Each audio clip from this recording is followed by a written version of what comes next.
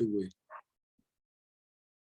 All right, good evening, everyone, and thank you for joining. I'm hoping this will be an interesting time, an interesting session for as many of us that will be able to join.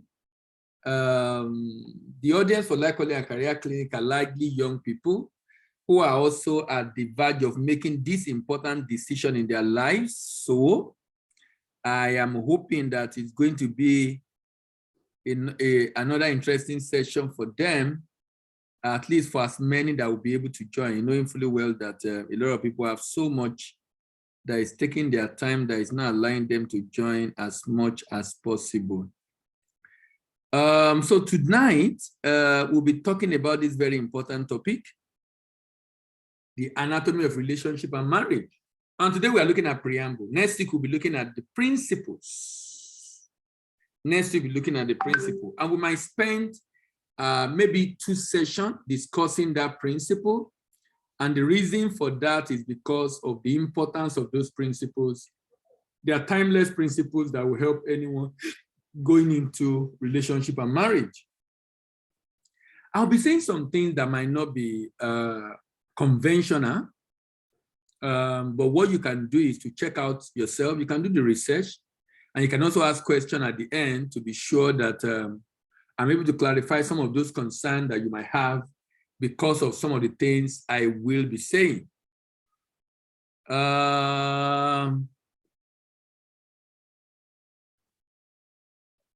The youth of this generation are faced with the great challenge of choosing a life partner.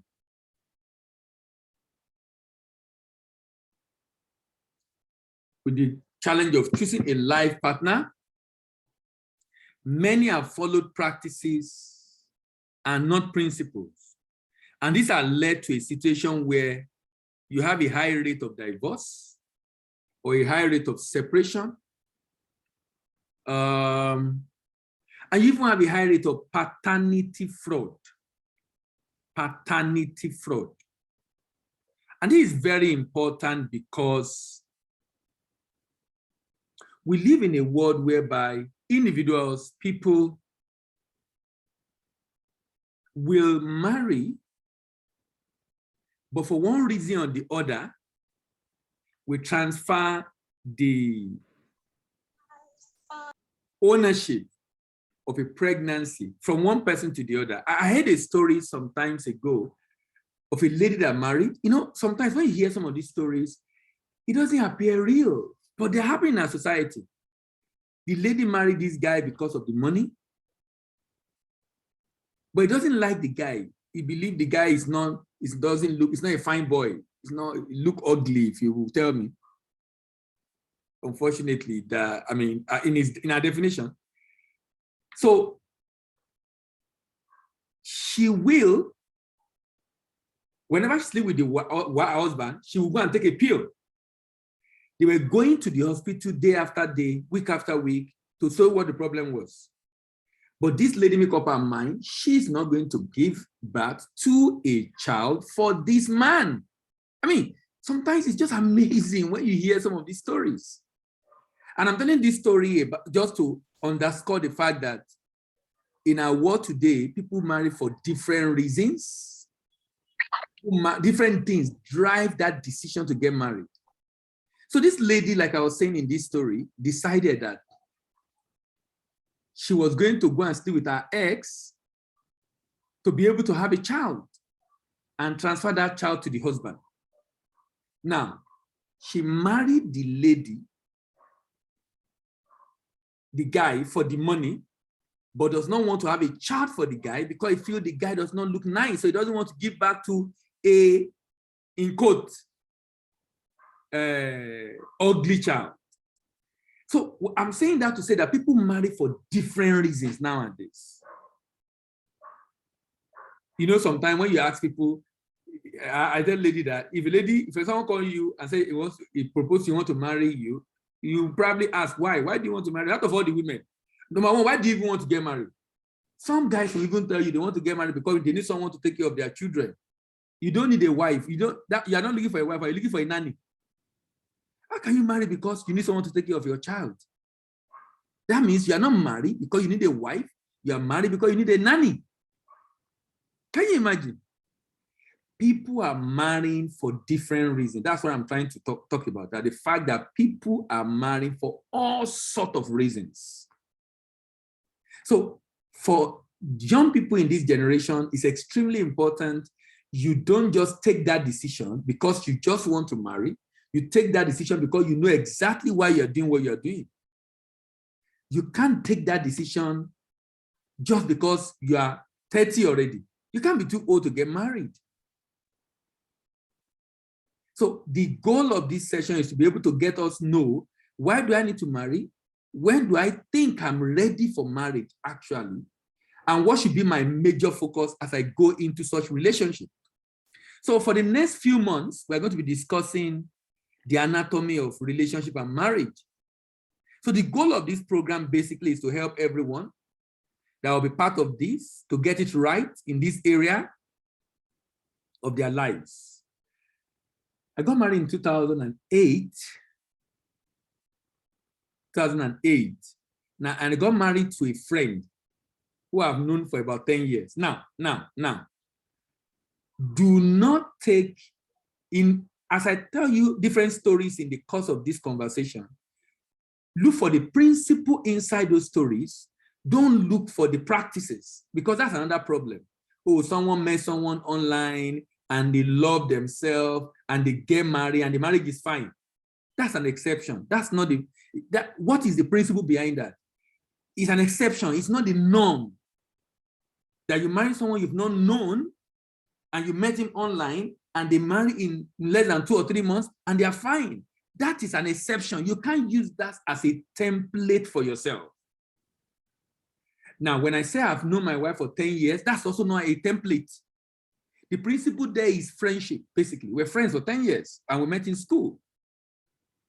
Now, what am I saying? I'm basically saying that, look, do not allow practices or example you see around to be your guiding principle, your guide in taking decision, but rather let it be basically based on principles. Like I said, a good number of us are yet to be married, and this makes it a very fantastic session for all of us. And I'm hoping that this will help some of us, and for some of us that are actually at the verge of making that decision, to be able to make the right decision. Like I said earlier, that mistake at this junction is what is increasing today in our world: domestic violence, high rate of divorce, paternity fraud, and a lot of challenges in any marriage. Now, remember this principle. It's called teachability index. Teachability index equal to willingness to learn plus willingness to change. The higher your teachability index, the higher the chance of success in that area of your life.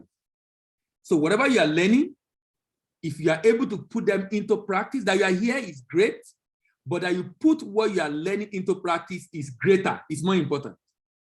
That you are learning here is good, that you put it into practice is great. So teachability index says willingness to learn is 10, willingness to change is 10, 10 times 10 is 100. If willingness to learn is 10, you are here already, you already scored 10 because you're willing to learn, you're burning your data and your time to be here. And willingness to change is 1. That is 10 over 100. If willingness to change is 0, that means there's no point even attending in the first place. So one of the reasons for such a big problem leading to divorce in marriage today is lack of understanding of each other. Many people that want to get married do not understand the nature of a male or female. What does it mean to be a husband? We're going to be looking at that here in this program. What does it mean to be a wife? What does it mean to be a bridegroom? Bridegroom. Are you really ready to be a bridegroom? Because if you are going to be a bridegroom, you must have groomed yourself. If you are going to be a bridegroom, you must have groomed yourself, because you need to bring out the best in that woman. I believe so much in the Bible, and God instituted marriage first in the book of Genesis. And when he created a man, first of all, he gave the man work to do before he gave him a wife. He gave him a garden to tend. He was not an idle man before he gave him a wife. So today, when I hear that someone wants to get married and they say we should contribute to help him, recently, sometimes, no, I think it was last year, there's a particular brother that wants to get married. And someone in the church told me, said, this brother wants to get married. No, he's not yet married. He said, the brother wants to go and, he wants to go and, I think for traditional, somewhere in the East. So not traditional, introduction. He needed about 50K for that journey, and he was going to borrow it. And I told the brother, I said we should raise money for him. I said, if he can't raise 50K to be able to go with someone to go and for introduction with the parents of the wife, why does he want to get married? Why does he want to get married? Why will you put yourself? Because by the time you go in, it becomes worse. At least you'll be able to take care of yourself. I'm not saying you should have all the things in the world, but at least you can take care of yourself and the wife you are bringing in. So if you are borrowing at the beginning, then there's no point. That means you have pressure, and it's pressure that is wanting you to go and take that decision. It's pressure that's not to go and take that decision. So you must understand, what does it mean? When I say I want to marry, what does it mean? Marriage means responsibility. So that person that is borrowing to go and do introduction, he doesn't understand the level of responsibility and the pressure that you face. In fact, someone said, when you marry, your problem increase times 10. You have your own problem, you now are adding to it times 10. Why is he saying that? Because now you will have to not just think about yourself, you will now think about someone else. So if you are the selfish, self-centered type, work on yourself first before you get married. Have you heard the situation where people are married and they are fighting because of the way they press toothpaste? Someone is pressing it in the middle, someone is pressing it below, and they are fighting because of it. Or because of remote, someone wants to watch this channel, they don't want to watch that channel. Petty things. Petty things. Petty things. You know why? The reason why is because they don't understand themselves. They don't understand themselves. So the guy does not understand what a woman looks like, and the lady does not understand what a guy looks like. So the joy or pain in a marriage has nothing to do with the action of who you marry, but rather the understanding and response to the action and reaction of the person you marry. So when you hear there was a fight, when you hear there was someone slapped someone, someone said this, someone said that, look, those things you are saying are just fruit. There is a root. Those things are just fruit. There is a root. Those things are just fruit. There is a root. The fact that they don't understand themselves is a big problem. A very big problem. And there are so many misconceptions in our society, which I will also talk about. So many misconceptions about a man, about a woman. And we also grew up in an environment. In fact, let me say this. You grew up in an environment. That environment created an experience. That experience is what makes you to have, it gives you the knowledge of how life works. That knowledge gives you your belief system. Your belief system affects the things you value. The things you value affect the choices you make. The choices you make affect your actions. The choices you make affect your actions. The choices you make affect your action. So when someone does something, it's coming from somewhere. It's coming from somewhere. Now, if you do not have that understanding, what will happen is this. What will happen is this. Because you don't have that understanding, you will wrongly misinterpret that action. If you grew up in a home where your father does not respect your mother in the way he talks, you don't see it as disrespect. So you see it like, someone said, how can a woman behave like that? You need to beat beat them to order, beat them. Can you imagine? As if he's beating his sister.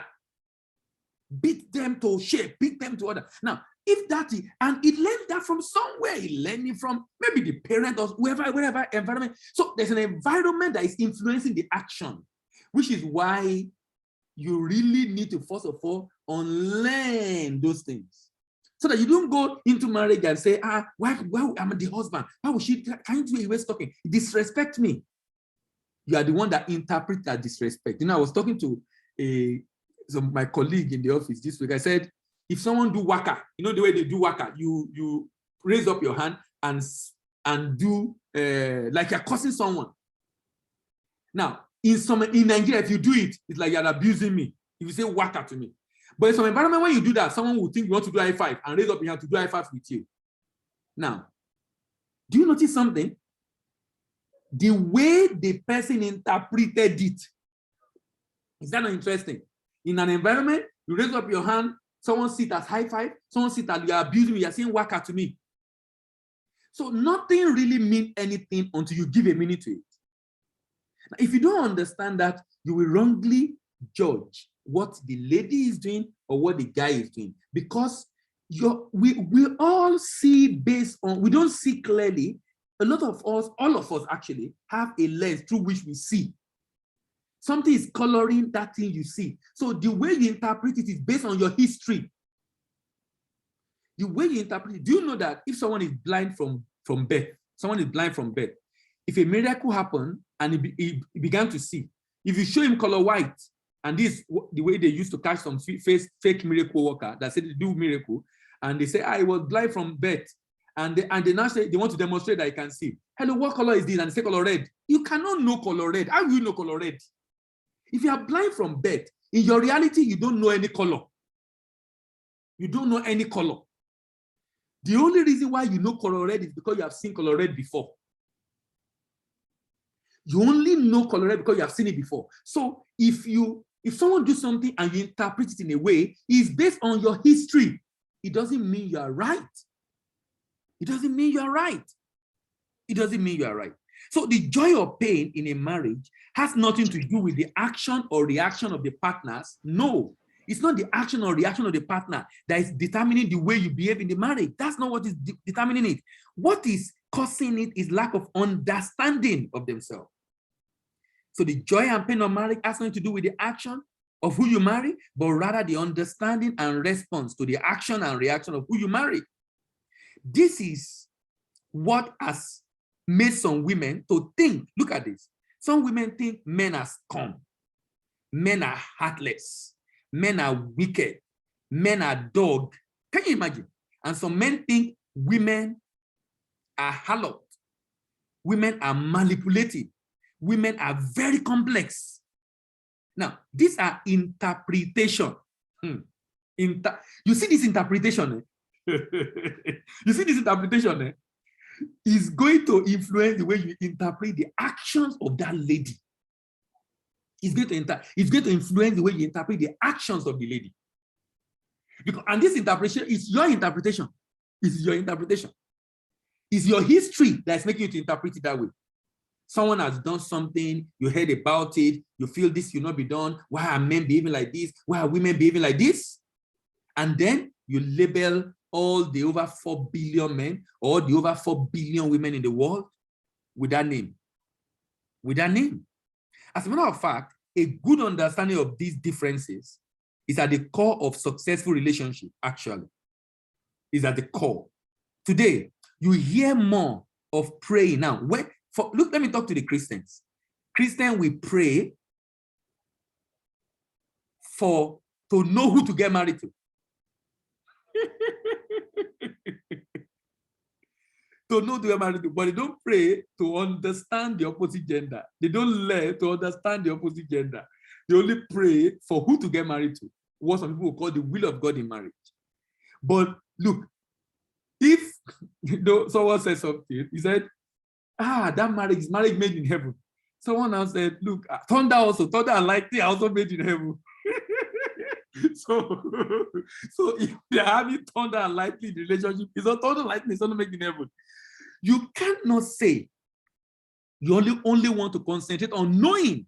This is the error we have faced for many years. You are only concentrating on knowing, not understanding the nature of the other person's gender, to be able to manage your differences.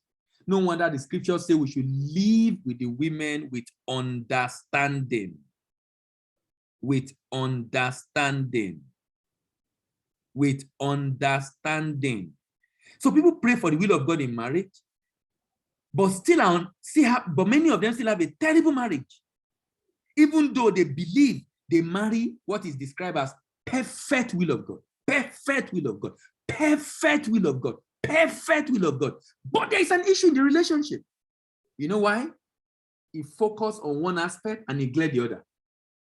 Look, even if God revealed to you, this is the person you marry, if you don't understand yourself, you might still have crisis in that relationship.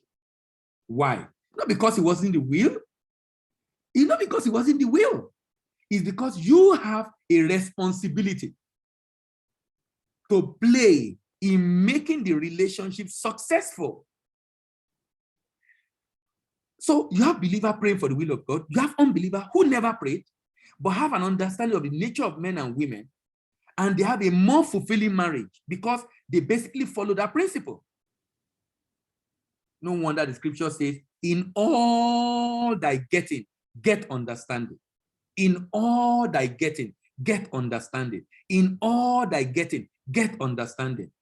We spend time teaching compatibility, knowing God's will, and passing through the process or the structure of marriage in the church, which is okay.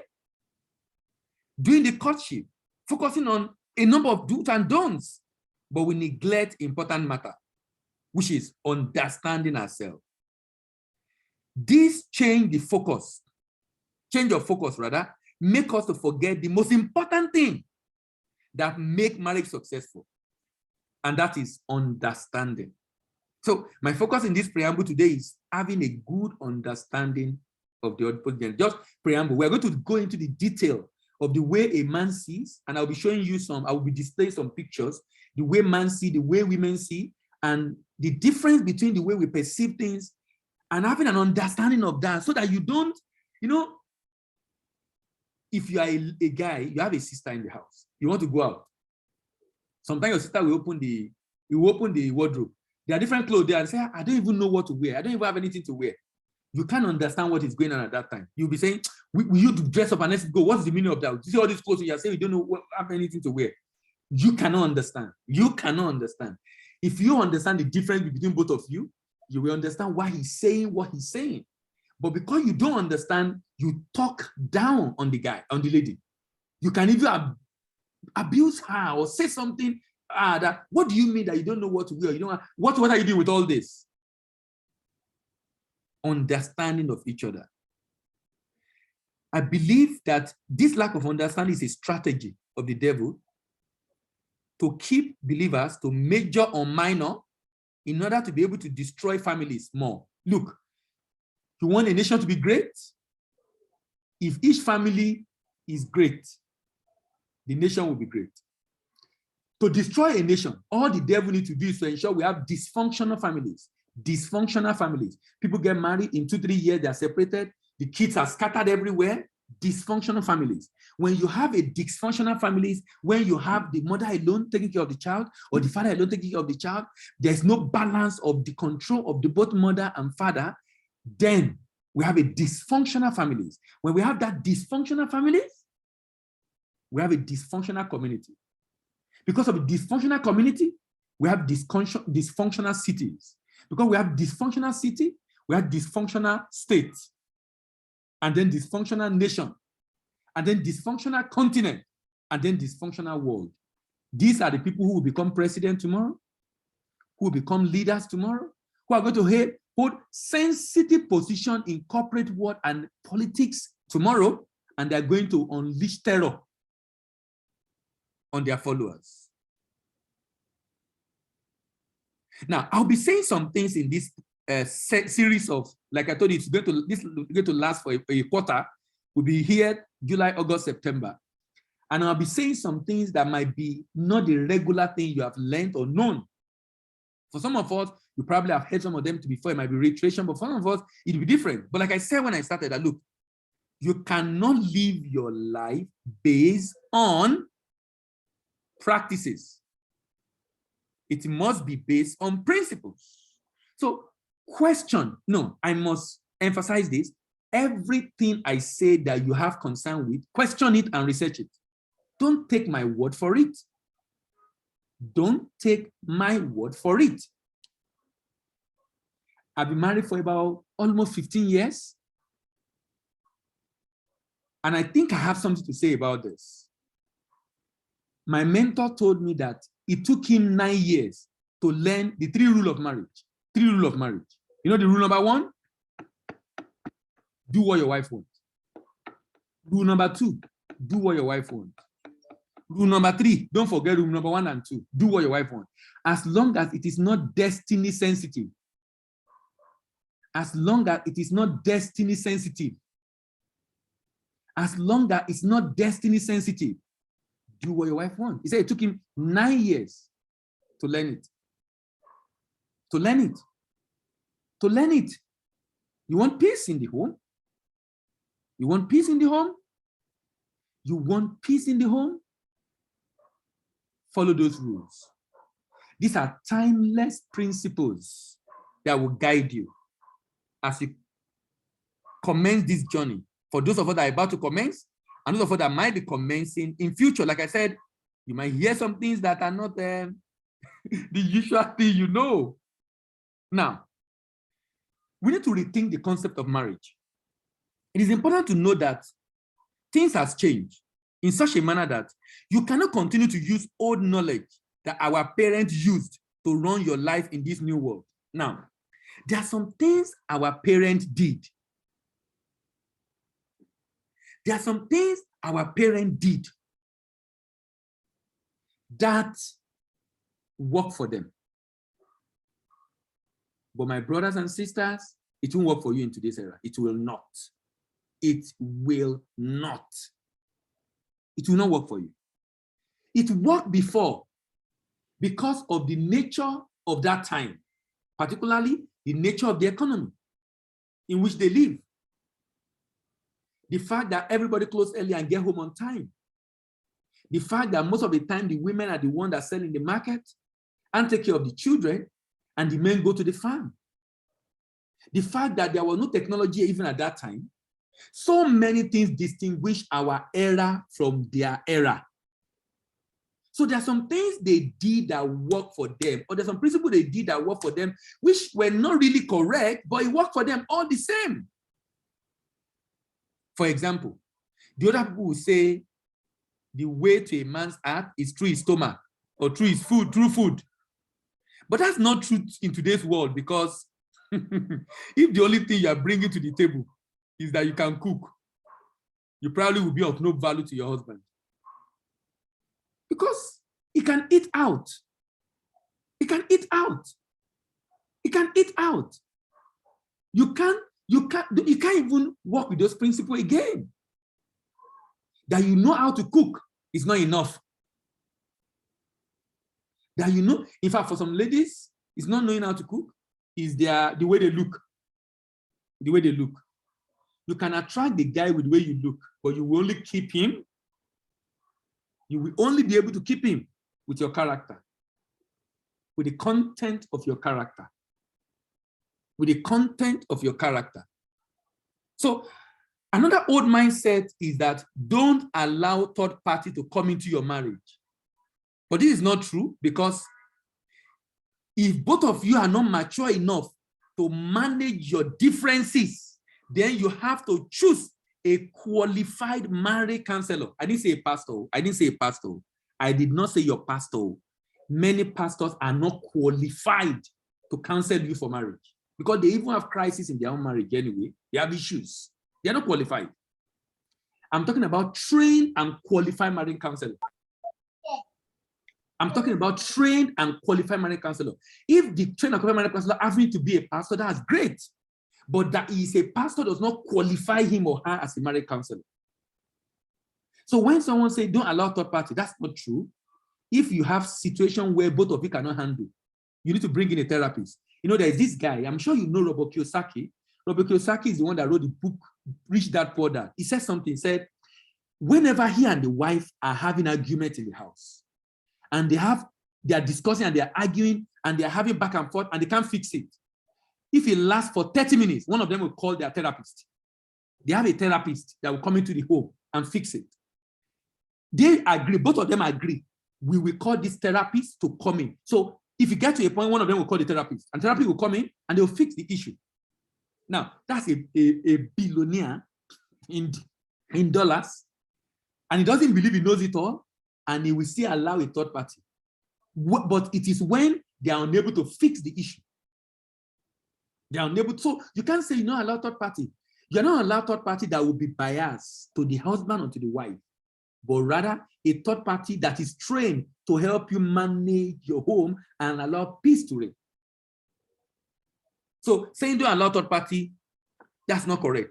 So we need to rethink that. Now, so as a matter of fact, do not marry any man or woman that does not have an authority figure in his life. That is someone that he respects and will listen to. You marry someone, you don't know anybody that he respects. That if the person call him, he will listen.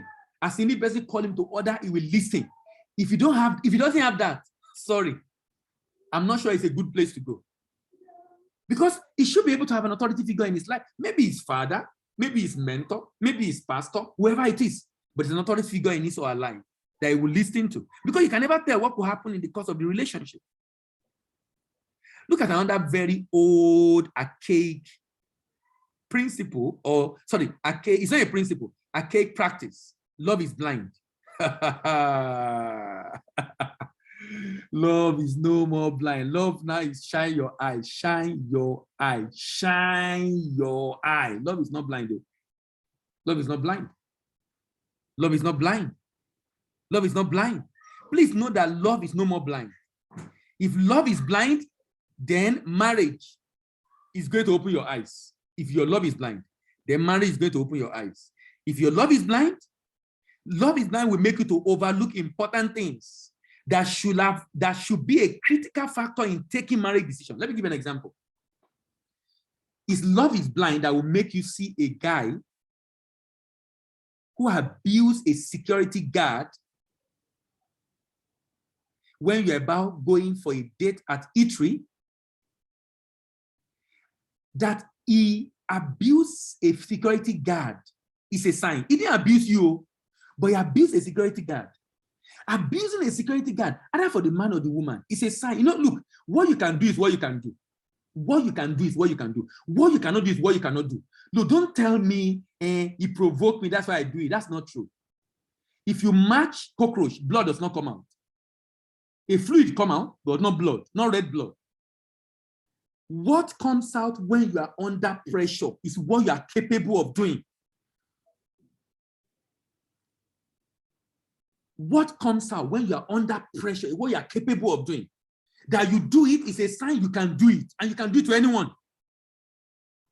That you did it is a sign you can do it, and you can do it to anyone. So he abused the security guard at the entrance of the eatery. That's a sign for you. Someone said, to which extent should we allow the third party? It is at the beginning of the marriage. No, at the beginning and even inside, at any point in time. If both of you have issues, at any point in time, at the beginning, when you marry, either before or after, both of you love yourself, but you have some differences. You know, there are some differences that you can manage. And I will talk about those things later on. There's some differences, some belief system that make you to have argument. The argument is not violent. It's not, you don't curse yourself, but you don't just agree on some things. But you love yourself, but you don't just agree. You can get someone to help you out because you need to have your belief system aligned. So I would say before and even during. Before, because there are some things you will never know until you go inside. There's some things you will never know until you go inside. Now, so I was talking about the fact that, look, if you become blind, you think, oh, he loves me, he won't do that to me. He did it to a gate man. You are joking. You are joking. You are joking. If he can abuse a gate man, if you can abuse a security guard, if you can abuse his younger sister, if you can abuse whoever it is, he will do it to you. It's just a matter of time. Because what you can do is what you can do. In fact, someone put it this way: you are not a thief because you stole. You stole because you are a thief. You are not a thief because you stole. You stole because you are a thief. Such that if you never have the misfortune of stealing, it doesn't make you less a thief if you are a thief. If you never have opportunity to steal, it doesn't make you less a thief if you're a thief. If you are a wife abuser or beater, that you have not beaten does not make you less a wife beater. When the opportunity show up, you will beat, you will abuse. So when you see it manifesting, that's a sign.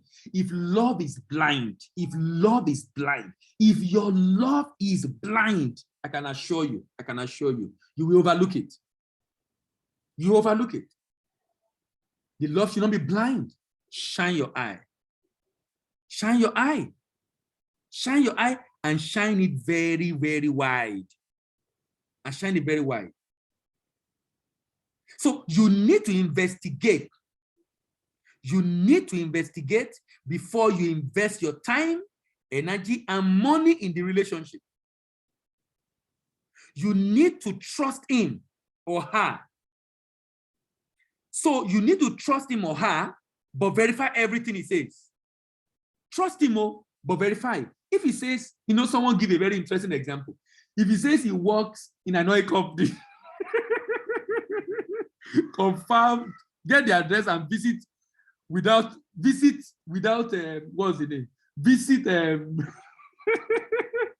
Visit without announcing. Because a petrol station, if it's a petrol station attendant, that's also oil company. It's an oil company. So don't assume if you say it's a general manager in his office. A general manager is a GM in his office. A GM is a general manager. A GM can be a gate man also. They are both GM. They are both GM. Whatever he or she says about himself, verify it. We are in a world today where don't just trust blindly, verify. Particularly on critical issues. Particularly on critical issues like that. You know why? If you verify and you're okay with it, and I don't have any issue with someone working as a petrol attendant, I don't have someone working as a gate man. Every job is honorable as long as it's a legitimate earning. I'm only saying that if you feel you can't marry such a person, but the person deceived you, you don't want to find yourself in that situation. But if you're okay with it, why not? As long as he's able to take care of himself and take care of you. It doesn't matter what the issue is, what he's doing. Can he pay the bill? And if you're okay with it. But the idea basically here is this. There are information is provided that you need to verify. Why? For the younger generation, I don't pity your generation. The deception is just too much. Deception is just too much. People deceive, people marry for all sorts of reasons, and people deceive themselves a lot. And I have friends around me, my friends. When I mean friends that we live together, we did a lot of stuff together that have issue in their marriage. One of them have the wife. He has 3 kids. He's not sure of the legitimacy. They are doing DNA tests now. One of them is sure. He had to do for the other 2. I'm talking about a friend. As in, this is a friend that we went to primary school, secondary school, family friend. So I know him very well. And I know this lady. But yeah, and I have another one. This one is another very close friend. In fact, this guy married a lady that was like my school daughter in school, in university. But today they are separated. And I'll be talking about some of the issues in this relationship along the line and what happened and how it can be avoided. What am I saying in essence? Look, there are so many issues nowadays that make you to want to just be double sure of these things. Just be double sure of these things. So love is not blind. You need to investigate, even though you trust. Then, please, there is no perfect person. We are all raw materials. There's no perfect person. We are all on a journey. We are all raw materials. So look, you see those ideas you have in your mind of the kind of person you are, it's good to have it, no problem. But if you become a deal breaker, and you won't be able to, and these are not character issues. They are just things on the outside, and they are so important to you. Look, there's no perfect, look at different things you want to. Maybe the person will achieve 70, 80%, maybe. And the critical ones are part of the 70, 80%. But I will be 100%, I don't think you will find that. I don't think you will find that. There are no perfect human beings.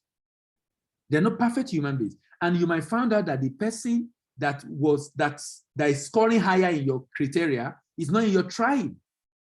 It's not in your tribe. It's not even in your, maybe you travel abroad and it's not in your race. You now have to decide, do you want to marry a man, or you want to marry a tribe, or you want to marry a race? So as much as possible, realize that there's no Mr. Perfect or Mrs. Perfect. Know that everyone is on a journey. And the journey is that we are all working to become a better person. You are becoming a better version of you. No perfect people, only raw materials. No perfect people, only raw materials. Extremely important, I must say. Extremely important. Now, you might not likely get someone that will fit perfectly into all that you want in a man or woman. There are areas of deficiency that can be worked on. You cannot change the nature of a man or woman. Only God can change them. So when you see some traits that are not in line with your values, or do not go into that relationship. You see a man or woman that have a trait that are not in line with your values. They are not in line with your values. They are not in line with your values. That's why you should not go in. And I will talk about some of those values in the subsequent episode. It is better to be single, hoping to get married, than rushing into marriage and hoping to come out and become single. And hoping to come out and become single. And hoping to come out and become single. It is better to be single. It is better to be single, rather than rushing in and then rushing out. Rather than rushing it and then rushing out. This is so, so, so important. Extremely important. People have rushed in, but they have also rushed out. Why? Because some of the things we are discussing, which I must commend those of us that are able to make it tonight, and those of us that are probably at the verge of taking this decision. And I'm hoping, like I said at the beginning, willingness to learn and willingness to change. Willingness to learn. Because some of the things we'll talk about might not appeal to some of, like if you're a typical African man, for example. Let me give you an example. If you're a typical African man, sincerely, you might not believe that, you might not want to accept that man and woman in a relationship, in marriage, are equal. They are equal. Only that there must be one, they're equal partners, but there must be someone to lead. Both parties cannot lead. That would be a monster. Anything that has 2 heads, 3 heads is a monster. So there must be only one head, and that happens to be the man. But that does not make the wife redundant. He should be able to contribute and make recommendations and be accepted, because you don't know it all. Now, if you're a typical African man, you might not want to accept that. You might not want to accept that. And if you will not accept that, the implication of that is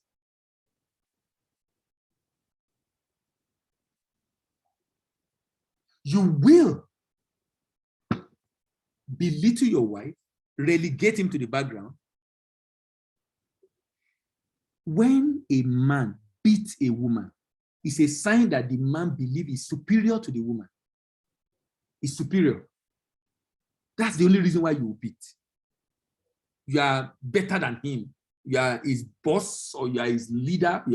You are superior, and you can't accept whatever it is or she has done. That's the only reason you have a wife and beat a wife. Because the mindset that we have, or that many of us grew up with, which is not our fault, only the fault of our environment that we grew up from. Make choices that are based on conviction and not based on convenience, because marriage is a major decision. So you cannot afford to make mistakes because you are looking for convenience. Don't build your life on exceptions. Don't build your life on exceptions and practices. Build your life, build your marriage rather on principles. And we'll be discussing some of those principles next week. In fact, next week, we're going to spend a lot of time discussing different principles, and they're scripture-based principles. I won't be quoting scripture because it's not preaching session, but they are scripture principles, and I can give them, some of them, to you if you ask, if you're interested, when we're having those conversations next week. So don't build, ensure there are principle guided. You know, let me tell you the beauty of principle. Principles are universal, experience peculiar. Let me give you an example. One of the principles of clothing is covering. Covering. One of the principles of clothing is covering. When Adam and Eve sinned, they made for themselves fig leaves that didn't cover well and it could dry up and fall off. God made for them coat of skin, animal skin, which was a leather and more durable to cover them well. Covering. So that means wherever I find myself, maybe I'm using wool, I'm using nylon, I'm using Ankara, I'm using chinos, I'm using whatever it is, the material. What is it? One of the principles is covering. So what principle does is, irrespective of the circumstances and situation, the principle can fit in. That's the beauty of principle. Irrespective of the principle can fit in. Principle can fit in. So when you live based on principle, not on practices, and we'll talk about some of the principles next week. Let me give you an example of one of the principles we'll look at next week. Is the principle of sowing and reaping. Principle of sowing and reaping. I'm jumping ahead of myself, but I'm just trying to underscore this point on living on principles. Why should someone saw someone online, they got married 2 months after, someone they met online, and they have a fantastic marriage? That is an exception. That is not the rule. That's not the principle. The principle is you need to get to learn to know yourself and understand yourself, because you should be married to a friend, actually. Someone you can spend time with, you can gist with, you can enjoy conversation. It's not that you are married, you're still hanging out with your friends. You see, enjoy hanging out with your friends than gisting with your wife. Something is wrong. That means it's not your friend. It's not your friend. You're still enjoying hanging out with your wife, your friends, because your friend, so you're not enjoying gisting with your friend, your wife. No conversation, which is another major issue in relationship. Communication issue, communication issue, communication issue. Big issue in marriage. But the issue here is that you are not having conversation with you because it's not your friend. In fact, someone make a recommendation, and I agree with that recommendation. Look at the recommendation. Now, this is not a principle, it's a practice, and recommended practice, not a principle. But you can consider look at the principle behind this practice. The person said, he is of the opinion that when a man and woman are getting married, they should not be more than 6 years apart. Max 6 years apart. Max 6 years apart. In fact, if they are 4 years, 5 years, 3 years, 2 years will be good. Or even 1 year, even if they are the same age. 6 years. Do you know why he said that? He said, when you are in primary school, there are some things that were peculiar to my primary school when I was in primary school. If the person I married was not in primary school when I was in primary school, there are some jokes I can make that he will not understand and be offensive to him. Because when I was in primary school, this is a normal thing we talk about. But now he finished ahead of me. So it's about 7, 8 years ahead of me. So when I was in primary school, he was already in secondary school. So what was peculiar among primary school students then? We don't have it in common. When you get to secondary school, what was peculiar among you in secondary school? You don't have it in common. It can create a disaster, my sister and brother. It can create a disaster. Because if you will say something, you might interpret it differently. You will say something, interpret differently. Why? Because you were not contemporaries in primary and secondary. You were not contemporaries in primary and secondary. So the principle there is the contemporaries. It's not the number of years. He just set a number of years, maximum 6 years, because maximum you have in primary school is 6 years, secondary school is 6 years. And why is he saying that? So if it's small, that means if it's 4 years, that means you might be in the university at the same time. That means you're in primary school at the same time, secondary school at the same time. And you might be the same state or different state, but everything is the same in today's world where there's social media. It's pretty much the same in most primary schools, in most secondary schools, and of course in most universities. Now, look at that principle. The principle there is being contemporaries is critical, so that both of you have the same worldview and both of you interpret reality in a similar manner to some extent, because you were together in school at the same time. Now, what am I saying? That is, the practice recommended is no more than 6 years. But look at the principle behind that practice. With that principle, you can't get it wrong. But if you focus on the practice, that'll be a challenge. If you focus on the practice, that'll be a challenge. Focusing on the practice will be a big deal. Why? Because practices can change based on the environment. Practices can change based on different realities that people have. Practices can change based on different reasons. Just know that practices can change. Now, because practices can change, don't use those practices. So someone saw someone online, they got married in 2 months. That's an exception. That's not a good practice. The principle why it's good you know yourself for a while is to build friendship. Build friendship. So if you are together in university, fantastic. You are together in the same fellowship on campus, fantastic. If you are together in the same department, fantastic. You know why I'm saying fantastic to all this? Fantastic in the sense that you will have known yourself when you are most vulnerable. You will have known yourself when you are most vulnerable. Now, does it mean that you must be in the same school to get married? No. The reason for that is what can allow you to build friendship to know yourself. I always give an example of my wife. I met her, we're the same department in year one in University of Ilorin. We're in the same department. I left, eventually came to Unilag. He finished from Ilorin, eventually I finished from Unilag, but we kept in touch. But we're friends throughout about a year plus I spent in University of Ilorin before coming to Unilag. Friendship. And friendship with no string attached. But along the line, I felt, look, I mean, if you have known someone for 10 years, I think it's better that you've known the person, you've known him at the most vulnerable state when he's when there's nothing, he's not hiding anything from you. Now, why am I saying this? I'm talking about principle and practices. Principle and practices. Always look for the underlying principle of every practice you see that is working and see how you can use it as a template you can use for yourself, rather than just say, someone else is doing it now. Someone else is doing it now. And because someone else is doing it and it's working for them, so it will work for me. It doesn't work that way. It doesn't work that way. It doesn't work that way. So don't say someone did it in a particular way and it will work for him, and so it will work for you. Follow the same, if you follow the same practice. No, don't do that. Rather follow the same principle that is behind that practice and adapt it in your own situation.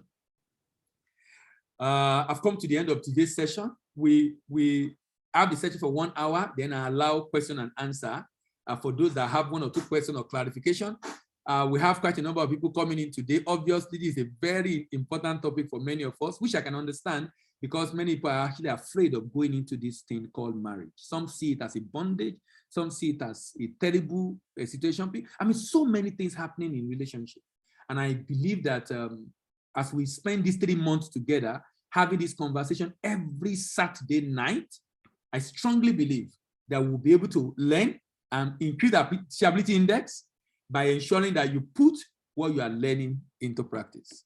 Like I often say, now that you know these things, happy, blessed shall you be if you do them.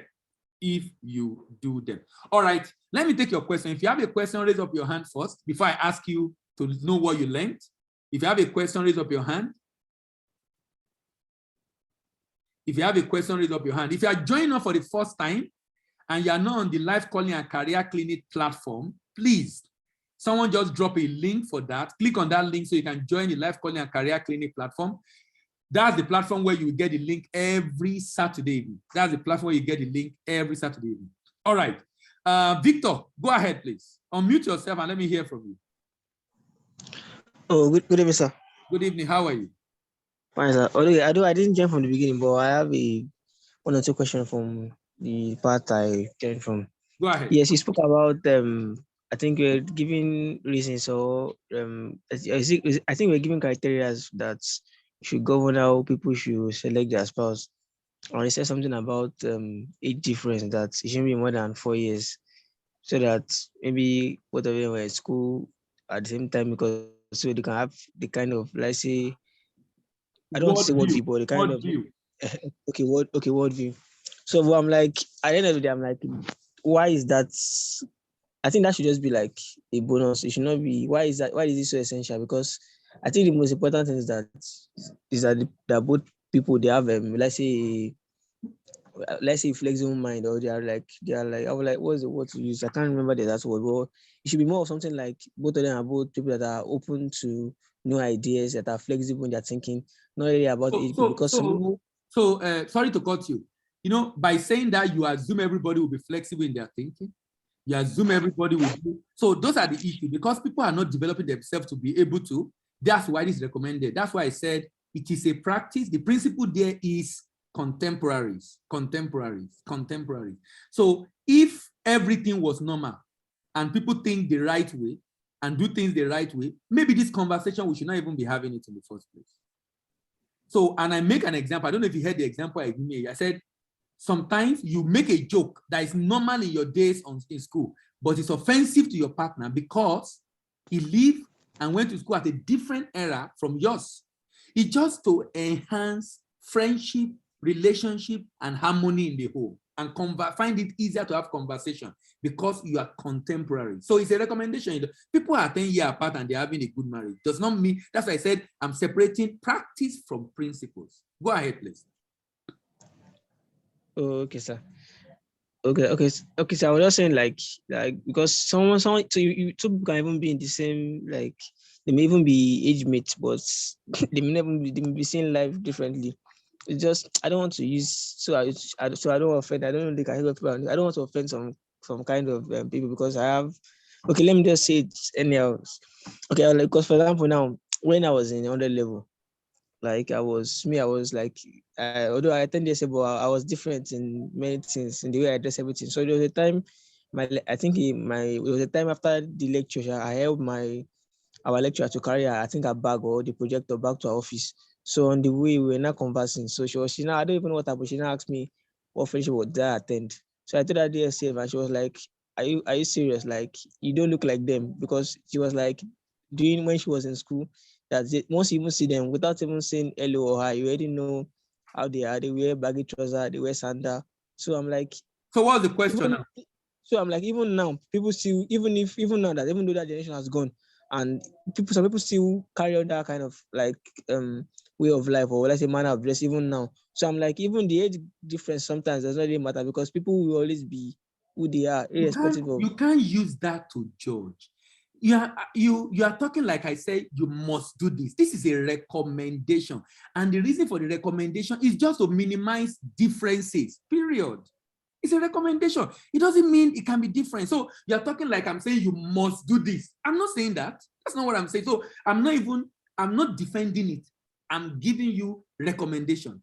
Why? And I'm telling you the reason why. And I'm saying for that age difference, it minimizes the different views they have on issues. Different views they have because they are contemporaries. It doesn't mean they will still not have different views. Only that what step can you take to minimize differences in your view, to be able to avoid argument. You need to see the way husband and wife argue on issues and fight in the home. If you can take steps that can minimize the differences, that can make you align to some extent, it will just help harmony in the home. So what you're saying, what I'm saying is not absolute, it's just a recommendation. I said, and that's why you are still, and I'm happy I emphasized this tonight. You are going to the practice. I'm talking to the principle.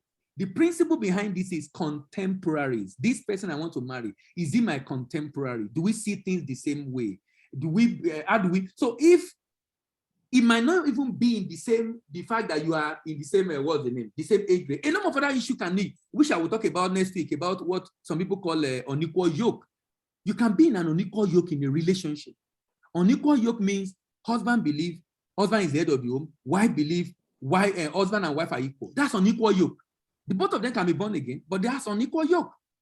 So those are the issues we're talking about here. This is just a practice. It's a recommended practice. So don't defend it and say it's better or this one is not better. If you are bringing this stuff or you are talking like I'm saying you must, everything I'm saying are recommendation. None of the things I'm saying is a must, which is why my focus is more on principle that you can adapt rather than practices that you must use. I don't know if I'm making sense. Oh, okay, sir. Yeah. Okay, sir. Okay, so Hold on, Victor. I know you have a lot of questions. Let me hear from others. So I'll come back to you if I don't have any questions. Hold on. Any other question, please? Any other question? If you have another question, let me see your hand. If you have a question, let me see your hand. Question based on what we've discussed tonight. Okay, I'm going to ask you what you've learned. I can see Ayomipo Lambe. Ayomipo, can you tell me one thing you learned tonight? Just in 1 minute. What did you learn this evening? Let me be sure value has been added. Yes, Ayomipo Lambe, can you hear me? Okay, I can hear you, sir. Yes. What's one striking thing you learned today? One striking thing. Yes, I learned that we should try to always involve a third party, not like involving a third party that would just come and then be one-sided, but someone that has already been trained in that aspect to help a family in case there's an issue or a problem. And you invite him when both of you are not mature enough to handle the situation. Okay, sir. So it's not like every time you invite, there have to be issues you can both sort out. But when you discover that if we don't sort this out, it might become an issue, then you want to invite the third party to help you. And it has to be a trained person. Thank you. Thank you very much. Yes, sir. Ayelagbe Samuel. Ayelagbe Samuel. Hello? What did you learn tonight? Samuel Ayelagbe. Okay. Samuel is not with us. Austinite. Is it Austinite? Or what's this? Austinite, what did you learn tonight? Yes. Good evening, sir. Yeah, good evening. Yes, sir. So for me, the striking part was the fact that the pastor does not make him a marriage counselor. The fact that your pastor does not make you a marriage counselor. Very correct. Very correct. Yeah, because a lot of persons look up to their spiritual leaders, and and the cruelties that these spiritual leaders have end up blowing out on relationships of their members and the like. So it's a good one to always hold on to and ensure that our big choices that we can take responsibility for. Yeah. All right. Yes, Ayelagbe Samuel, I saw you mute yourself. Go ahead. What did you learn tonight? All right, good evening, sir. Good evening. Yeah, one of the cogent things I learned was about the age difference. Yes. The recommended aspect of the age difference, maximum of 6 years and all. So I could also see things in that light too. All right. Thank you. Chooks Oxton. Long time. How are you? What did you learn tonight? Good evening, sir. Good evening. Okay, so I learned that love is not blind. Love is not blind. Yeah. So we are the ones that are blind, and sometimes we intentionally choose to be blind, even when the signs are like all over the place. Yeah. So I think it's important that we should open our eyes when making these decisions. And I would want to double up by saying we as young people looking to get into marriage is crucial that you mentioned the fact that what worked in during the time of our parents don't necessarily work for us. It's Yeah. because the times change Yeah. and there's new thinking that comes into place. People are getting more exposure. Mhm.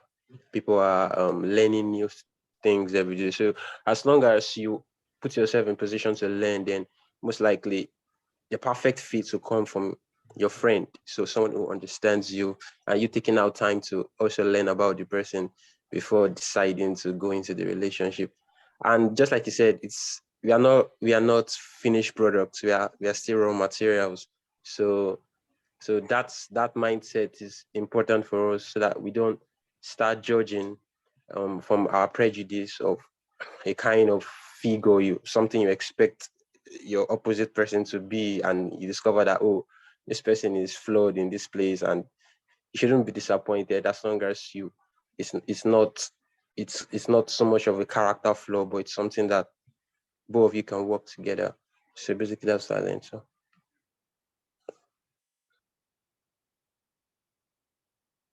All right. Thank you. Thank you very much. Comfort Bamiro. Hello, Comfort. Good evening. How are you?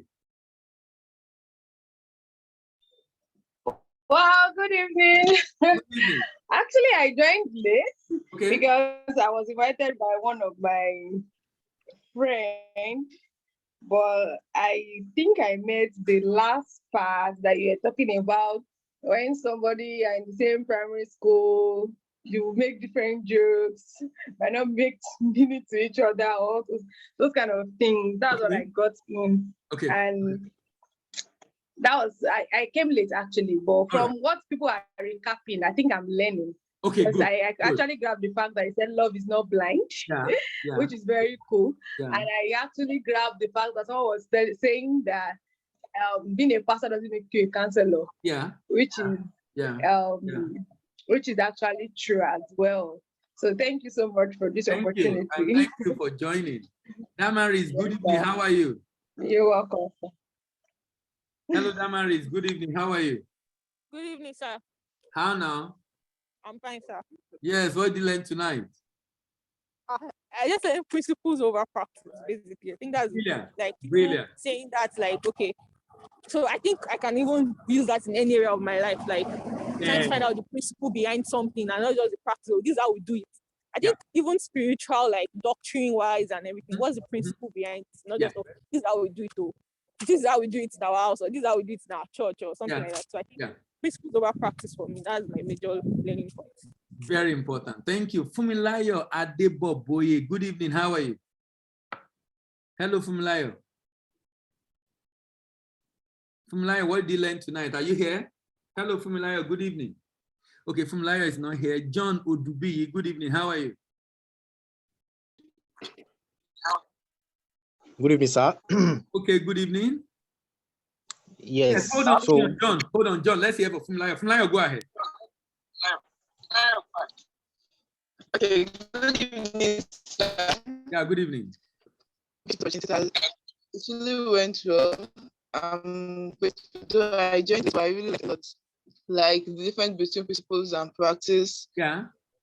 And actually I appreciate the way you answered the question of the man. Okay. Like you made it clear to him that it was a communication and not it's not something you're enforcing. Yeah. It's a tip I really got when it comes to communicating with others. Yeah. Well, I know it is not about this now.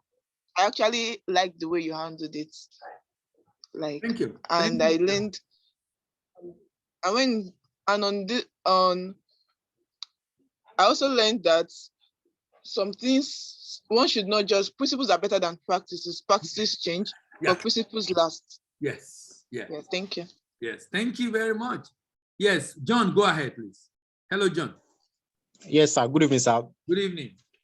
Yeah. Thank you very much for this session. And one of the things I picked out from this session is do not do not marry a man or a woman that doesn't have an authority figure over his or her life. Yes. That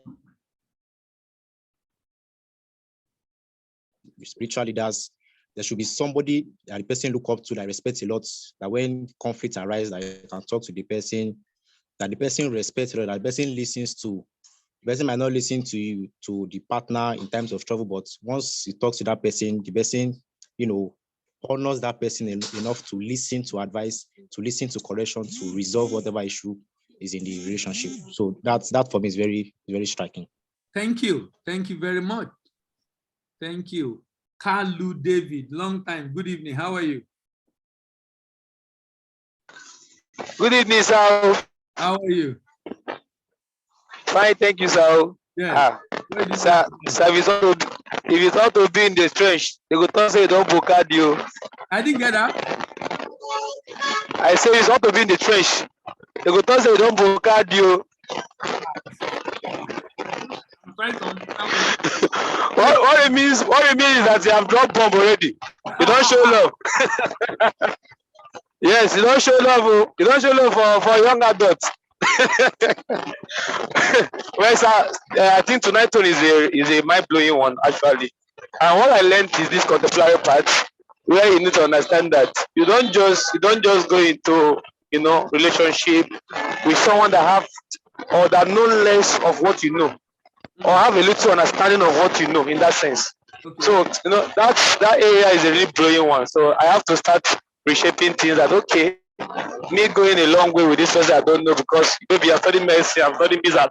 The story to talk about is really very, very far. I don't know what concerns business and medicine. So I think it's a big one for me. I picked that one for now. And I'm waiting for the principal to unveil. I can't wait for that one next week, sir. All right, thank you. Thanks so much, sir. All right, Samuel, good evening. How are you? Hello, Samuel, can you hear me? Samuel, good evening. Yes, what did you learn tonight? Hello? Yes, I can hear you. Go ahead, please. Yeah, good evening, sir. Yeah, good evening. And I learned from the part you said something about that we should live our life we should not live our life based on practices, that we should live our life based on principles. Yeah. Sounds like that, like someone, let's say, for example, someone that reads books about principles, and those principles that the authors of those books wrote, and is helping them in their own life. But you, as an individual reading those books, you try to use those principles to make your own life better, but it doesn't work out for you. What do you do? What you need to also learn is, maybe if it's a principle always works. If it's the right principle to apply to that situation, it always works. So the issue is, if it's not working, maybe my application is wrong. Because principle are universal, experience is peculiar. It's like saying the principle of gravity is not working in US. That's not true. It works anywhere. If you throw it up, if you leave the stone on the ground, you won't know, you won't see the principle, it won't work. Until you throw up the stone, you won't see the gravity pulling it down. So the way you apply it might be a challenge, but if indeed it's a principle, it should work. Maybe we can have conversation privately to discuss further on what exactly is the issue and be able to know maybe you didn't apply very well. But please know, if it's a principle and you apply it correctly, it should work if it is a principle. I don't know if I answer your question. Okay, thank you, sir. All right. Tolu Lokpe Olakpade, good evening. How are you? Hello, Tolu Lokpe, good evening. Can you hear me? Hello, good evening, Tolu. Okay, I can't see. Good evening, sir. Yeah, good evening. How are you? What did you learn tonight? Sir, I've learned a lot. Oh, like, this is a mind-blowing, mind-blowing topic. So the fact that you talk about the cooking aspect of a woman, yes, knowing how to cook is not actually the source or the major thing you should take in a man in, or you should take in a woman in. Yeah. Every other, you can actually get it outside. Yeah. That's number one. Yeah. Number two, it's about the age difference and not the rest. That one shouldn't be a priority as long as it's not more than what you can take. Yeah. Yeah. Another thing you said is concerning the working place. This world we are right now is actually truth is actually expensive. So if you do just talk about verify so that you will be at least. Yes. Yes, sir. So Yes. I lost my mom on the road. So All right. I'm just following. All right. Thank you, sir. Yes. Technospark. Technospark. Good evening. You didn't put your name. Hello, Technospark. Are you there? Good evening. Yes, sir. Good evening, sir. What's the name? Yes, Esther. Hola, someone Esther, sir. Yes, sir. Okay, go ahead, please. Yes, sir. Actually, I've learned a lot. Firstly, from you said something about principle and practices, that principle overrule practices to some. And I also learned that it's only character that is not how beautiful, maybe how attractive you are. Yeah. Or maybe the way you know how to cook. But character, it's character that can keep a man. Then you said something about either a male, the male, or the female having an authority figure. Yes. Someone that they can look up to, that can settle their conflicts, maybe when there are conflicts, or maybe they are struggling with the differences. I learned that also. Then I learned that we should have a template to maintain our own relationship. We should not look at any other person's maybe the way they are doing. Look for what works for us. Those are the things I can say. All right, thank you. Timilai Amos, good evening. How are you? Amos Timilai, good evening. Are you there? Thank you very much, sir. Good evening. Good evening, sir. Good evening, everybody. Thank you very much for tonight's session. One of the first things I learned, like to me, that is very important, is the place and purpose of understanding each other as intending purpose, because understanding, like the scripture said and like you said, is the principal thing. Yeah. If we lack understanding, which is supposed to be the bedrock of our relationship, then the marriage is going to ultimately crash, right? And if the foundation is not well laid, we will just be building something that would eventually fall after the wedding day, right? So understanding is key. Every other thing that we have been taught, besides understanding, they are equally important, but we should not lock understanding out. Understanding a man, understanding a woman, understanding how each person's temperament is. Basically, a good relationship, a good marriage revolves around understanding each other. Another thing I learned is the importance of having a kind of a spiritual figure, I'll put it that way, a spiritual figure or a mentor over each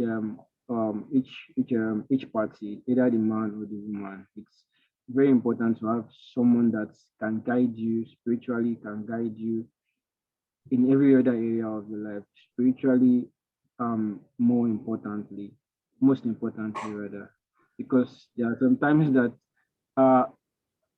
you might like you said, you might just face a situation that you both cannot just reconcile together, no matter how much you love each other, right?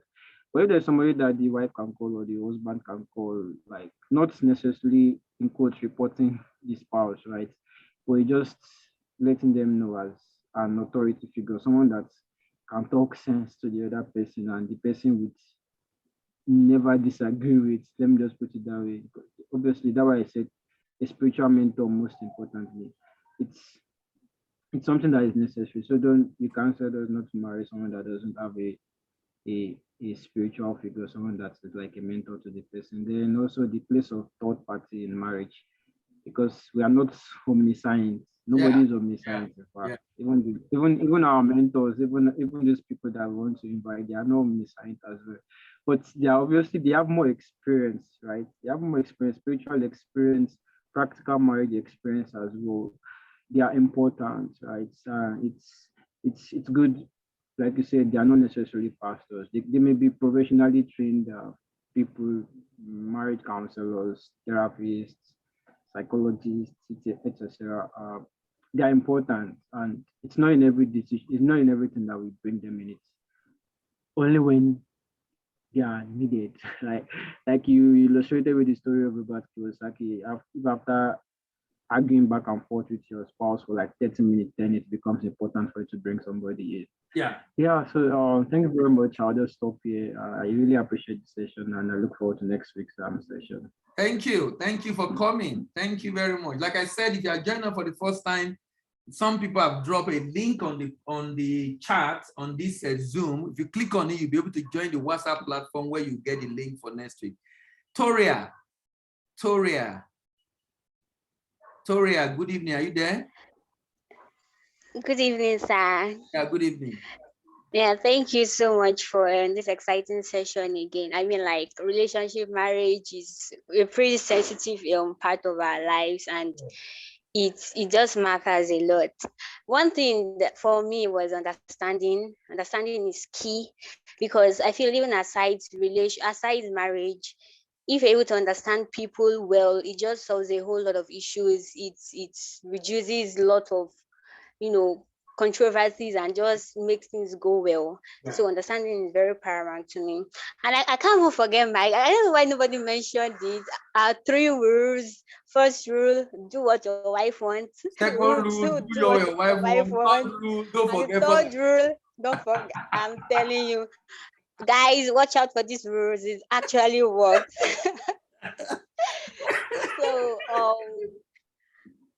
So and then one thing I also learned is how the marriage is the bedrock of a family. Have family goals, and family is like basic unit in society.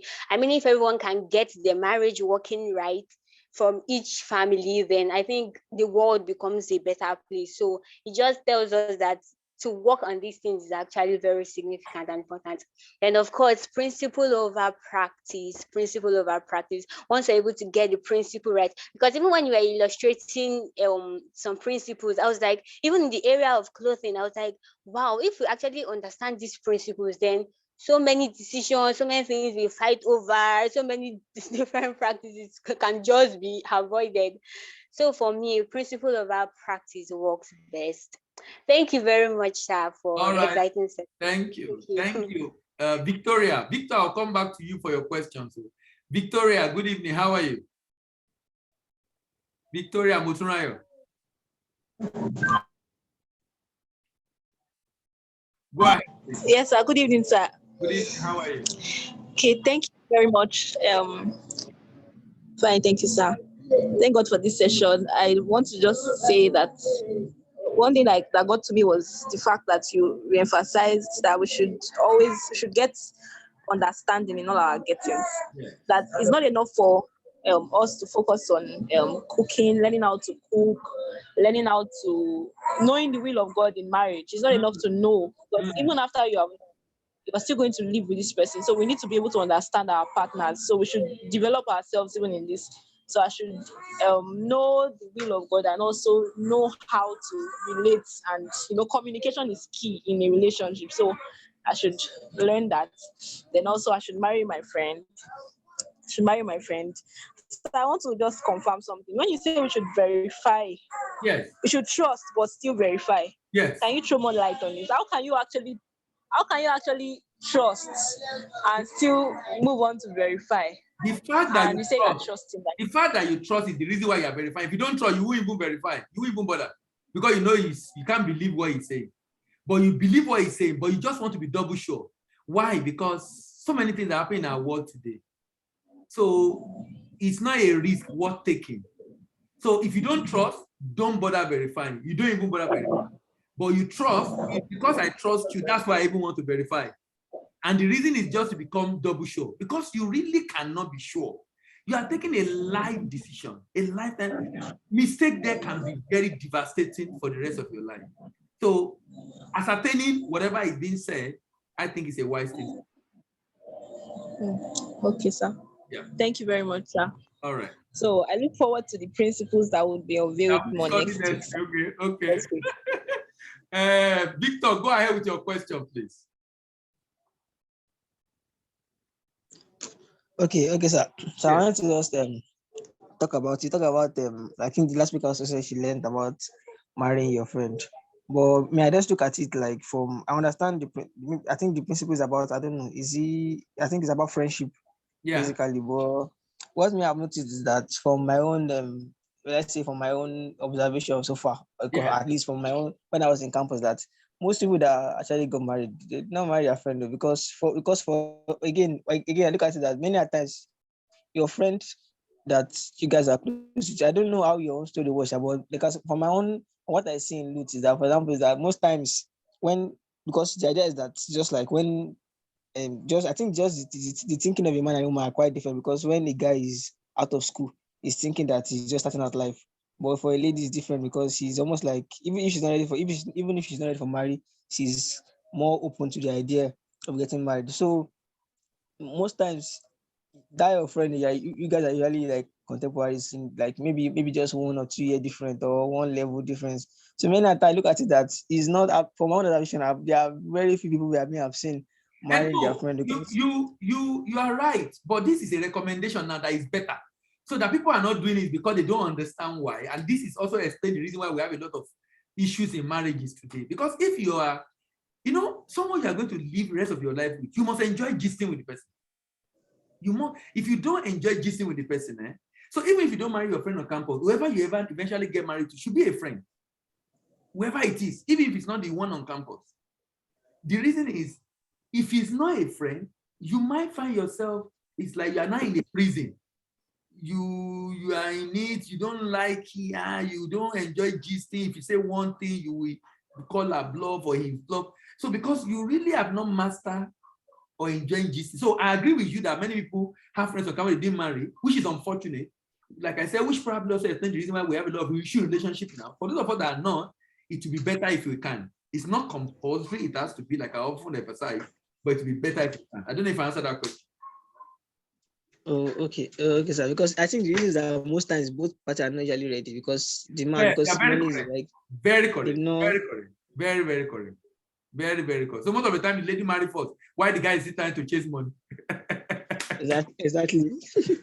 So and even I just look at it that even going forward to, like, the more mature the guy is, even when he wants to marry, because it's really like most times most like, as after looking for the money now, when it's about time for getting married, most times they're always like serious about, or even every reasonable lady will, and if she sees that you're becoming close to her, she wants to know where exactly you're up to. Yeah. So, and if you say like you're trying to, like, you make an intention that you want to marry her, it kind of changed the ball game, in the sense that everybody starts, unlike when you are just friends, that you see both the extremely good and extremely bad. Yeah, you see both the good, bad, and ugly. That when it's a relationship that is serious, everybody tries to like put their best foot. So I'm like, how do you even build friendship in that kind of situation? And again, going back to friendship again, in our own age now, I don't know how it is during your own time. In our own time now, if you are being friends with somebody, in their head, they very like friend zone you. I'm sure that many people on this, many younger people who can relate to this, that when you are just being friend with somebody, there's a high chance that you just see you as a friend and nothing else. So how that's do you? Okay. Now, so if I'm on campus, sorry to interrupt you. If I'm on campus and I have 3, 4, 5 friends that are ladies on campus, the chance that at the end of the day, I might be able to get along with one of them is high. So if they don't see anything there, of course, when you are being friends like that, not because you have it in mind. Most of you are just, a number of you already have friends that are female, but you don't have it in mind before. Maybe now you begin to think about it. Okay, that's true. This is my friend. Maybe I should begin to look at it. But you're not looking at it before, which make it good. The fact that you're not looking at it before. So you were able to see yourself in your most vulnerable state. So, like I said, if eventually those people are friends on camera did not work out, and you find someone maybe in the workplace, or you find someone in church, or you find someone somewhere else, can you find a way to develop friendship, to get to know yourself well enough before you really go ahead and marry? And I mean, like that's the challenge I'm saying. Yeah, because most times when people are already like, challenge. Because the other most person wants to know what exactly is happening in this relationship, or in this our rapport. If it's outside campus and you now became friends, it's not a bad idea to define the relationship. Look at my idea. How do you define it? Look at my idea of dating. I believe you can date, and you can date more than one person at a time. I believe so. But you cannot court more than one person at a time. Because dating basically is, we are getting to check out ourselves to see if we are interested in marrying each other. But when I now say yes to you, and we start courtship, I can't say yes to someone else. But if I'm talking to different people, and they're just my friends, and we go out and we discuss and we gist and we do all sorts of things, because I'm just getting to know them. So it's not going to be a deliberate effort on your part to do, particularly when you're outside campus and you're working. It has to not be a deliberate effort. And you define it, look, I want to be your friend. If it leads to marriage, that would be great. If it not, no problem, but just to get to know each other. It's good you define it also. Okay. Yeah. All right, I'll come back to you, Victor. I know you still have questions, but I can see Austin Knight. Is that a Chidi that is calling himself Austin Knight? Yeah, go ahead. All right, so for me, I'm looking at this concept, the anatomy of Hold on. like, You want to ask a question or comment? Question. Okay, go ahead. Yeah, so I'm asking myself, right? For me, I feel at the end of the day, there's going to be knowledge disseminated. Yeah, we're going to learn a lot of new things. But I'm looking at we're going to learn a lot of new things, right? We're going to be learning a lot of new things, yeah. So I'm asking myself, because at the end of the day, it's how we're able to apply it best to our lives that really matters. So what can you recommend that we should hold on to throughout this entire journey? Because for me, I've had experiences where I learned something new, but just for some strange reasons, when it comes to application, it's as if there's this disparity between what I've learned and why I'm not able to apply it. I don't know if you get my question. Yes. The reason why I emphasize principle is basically because of what you just said. That, okay, the principle of friendship is critical. Principle of friendship is critical. And the reason now, when I know the reason why that principle is important, maybe it will make me to discipline myself to apply it. If I know that I'm not a friend to this person, I might find myself going to hang out with my friend even when I'm married, and my wife will not like it. And the only reason why I will go out to hang out with my friend is most likely because I enjoy gisting with my friend more than I'm gisting with my wife, because my wife was not my friend.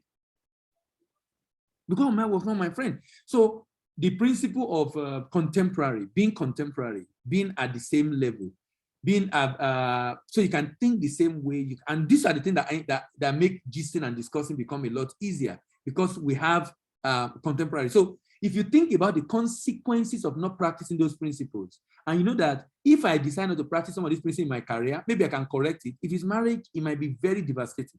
Maybe when I look at the devastating implication of not practicing, maybe that will be an encouragement of practicing those principles. And then this program will be on SoundCloud as usual. You can also go back there. Maybe by the time you are taking that decision in future, it will still be there, and you can decide to go and listen to it again and remind yourself. I don't know if I'm able to answer that question, Chidi. Okay, Chidi is no more. I think he has issue with network. Chuk Oxton, I thought you raised up your hand. I can't see your hand again. Are you okay with your question now? It wasn't a question, just a contribution. Okay, go ahead with the contribution. Okay, so as regard the friendship thing, what I got was because it's about the intention for me. Yeah. When like you are not, I don't think anybody just goes to make friends with somebody hoping that like the motivation of becoming friends is a lady is because you want to marry her. I feel like friendship is like natural, like you're just attracted to something about this person. So I think that intention then blossoms into desirable traits. So that was just like a feedback to what Victor was saying. Like I think the main concept there is you should be open towards exposing yourself to people that are that share the same value and interest with you, and then from there you see what works for you and what works for both parties, and you can decide to pursue or not. Yeah, let me underscore what you said. What attracted my wife was the fact that she's a mathematician. She solved math like no man business. And I went to a male-only school where I've not really seen a lady solve math like that before. So I'm wondering, how can a lady be solving math like this? That was the attraction. I'm just talking about what Chuks was saying, that look, something you just see desirable and you just became friends. Why? She just solved mathematics. I love mathematics also. And seeing a lady that can solve math was an attraction, and then we became friends. So just emphasizing that. Okay. Victor, I don't know if you still have any other question before we close. It's already 8:40. Victor, any other question? Okay, yes. I was just looking at it looking at it the other way. Like if in campus setting now, for example, now that both of you are friends. If we were just friends for it takes like let's say like 100 level, and I did like a 5-year course or 6-year course, let's say you did medicine now. After a while, she already like both of you already have an idea that this person is just a friend, and if anything wants to come up, let's say at the point of graduation, there's a high chance of the person saying that I only see her as a friend and nothing more. So That's sometimes okay. because no, that's a big issue now in this hour now, because it's always that, because many relationship coach will be like from day one, it's better to make your intention clear. Because they were like because there's a high risk, because friend zoning is a thing now. I don't know if you are aware of let me sorry, Victor.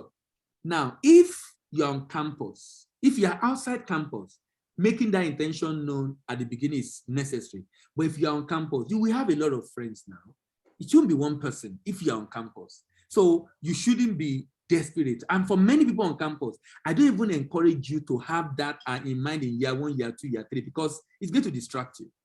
It's going to distract you and it might not be good for your academics. So I'm saying that friendship emerge, just like Chuk was saying, friendship emerge like that on campus. Now, if it leads to marry for one of them, that would be great. If it does not, and you have to now marry someone in future, the principle is, how do you cultivate friendship with this person? So let's leave campus out of it now. It can happen anywhere. The principle is either on campus or outside campus. So if eventually I decide this person I want to marry to, if I'm not being friend to the person, can we cultivate that friendship before this marriage is consummated? So we'll be sure if we'll be a good friend or not. I think that will help in this conversation. Victor, what do you think? Yes, the idea is that when it's only okay that, because the point is that when it's outside campus, the challenge is that since both of you are like defining it like okay, because most times both parties or either party want to define this rapport and this level of friendliness or closeness, and in the point of like saying that okay, let's be friends and lead to marriage, there's this idea of like everybody putting like their best foot out, so you don't really get to see. No, that's not true, Victor. That's not true. When we get to the point, maybe in the course of conversation, I will tell you what you can do. So because of that pretense, there are things you can do. I've given you an example now. If this guy says, if it's not a person that is abusive, if he's abusive to his sister or to a gate man, he won't do it to you because he's cautious.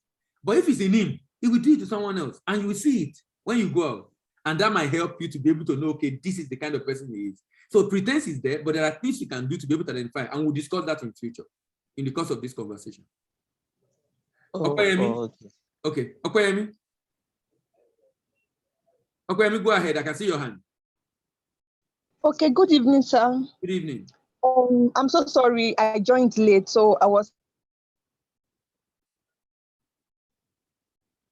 skeptical about asking my question. For my questions, I've been hearing like some people mentioned dating, and you also mentioned dating.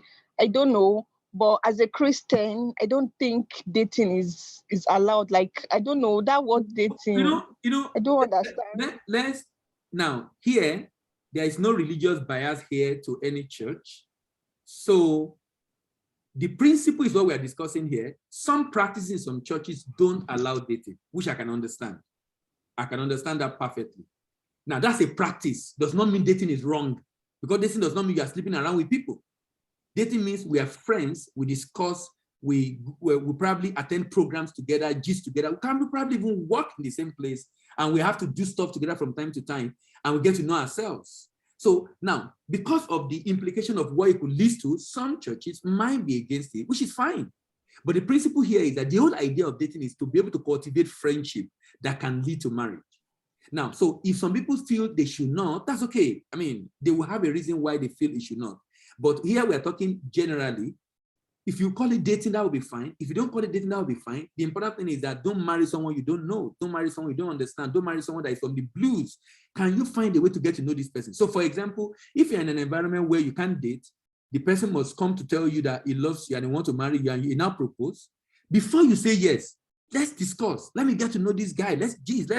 So can I do something around that? Even if you say yes, it doesn't mean you're going to the altar yet. if that will give you opportunity to be able to know this person, if along the line you realize that this is not the person I want to marry, you can decide to say, no, I don't think we can be a good friend because of so and so reason, and pull out of it because you're not yet married yet. So the idea is either before, if you're not allowed to date in your church, when the person proposes before you say yes, or after you say yes, as long as you have opportunity to be able to discuss with him freely, that is now the time to be able to see if you can cultivate friendship. The idea here is still the same principle. Can you see now? I'm still applying the same principle. Either on campus or outside campus or in before dating or in dating or in courtship. The idea is you must be friends, comfortable with each other, laugh with each other, yab each other. When I mean yab, yabbing like yabbing, not yabbing like abuse, if you understand what I mean.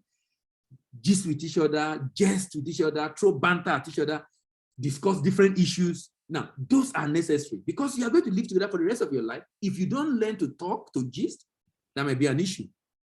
So I don't know if I have assisted you one way or the other, but I will be dealing with some of this issue in subsequent episode. Maybe that will also help you. Okay, I mean, do you understand, please? Yes, sir. Thank you so much, sir. I get. Thank you. Okay, let's go now because of time. Next week, we'll continue.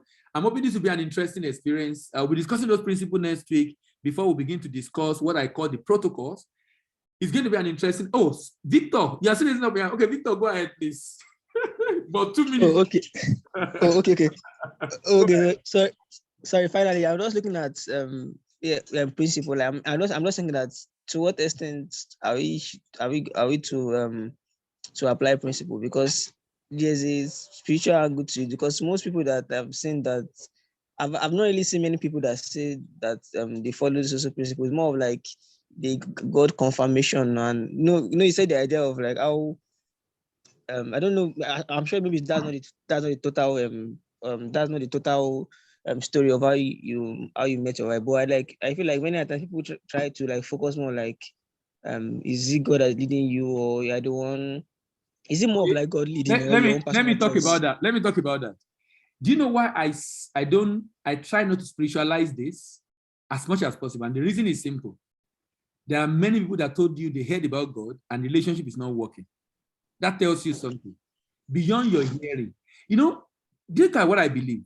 I believe strongly if I'm drawn to someone and I don't have a lust at the person, I just like this person, I'm drawn to him, we find that thought is not to 10 ladies in the class.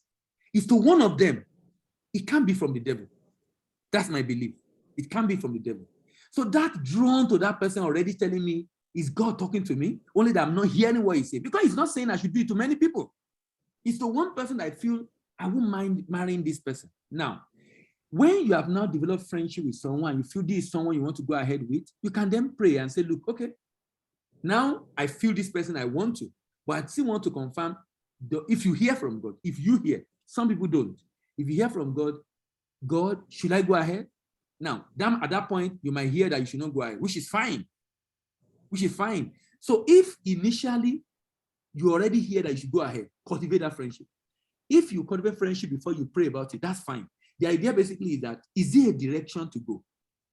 So I believe strongly that in hearing from God, God speaks to us in a lot of ways that we are not even sensitive to sometimes.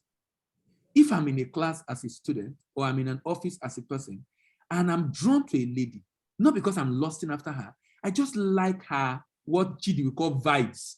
I just like a person. And I don't like everybody like that. Look, who tells you that it's not God putting that in your heart? What tells you that it's the devil? If it's like 10 people you're having it to, I can say it's the devil, obviously. But one person, and they're so strong, and you still feel you need God to tell you something about it because you don't believe that's God. I think that is God. Now, this is where our belief now coming on how God lead us. This is where our belief now coming, how God lead us. But I believe in the place of God in leading, very correct. But I believe that sometimes we don't even know when it's leading us because we want to see a vision, we want to see a dream, we want to hear a voice when he put a feeling in your heart. Victor, I don't know if I answer your question. Oh, yeah. Yes, sir. All right. Thank you very much, everyone. Have a wonderful, wonderful weekend. Kindly share the link with your friends. It's the same meeting ID on the advert and the passcode. So even if you don't get the link, but if you have not gotten the link, click on the link. If you have not joined the WhatsApp, you can click on the link to join the WhatsApp group from the chat box. But more importantly, share with your friends and let's see if we can get more people to attend next week. I'm happy that it's been a very good start. See you next week and have a wonderful, wonderful weekend and bye-bye.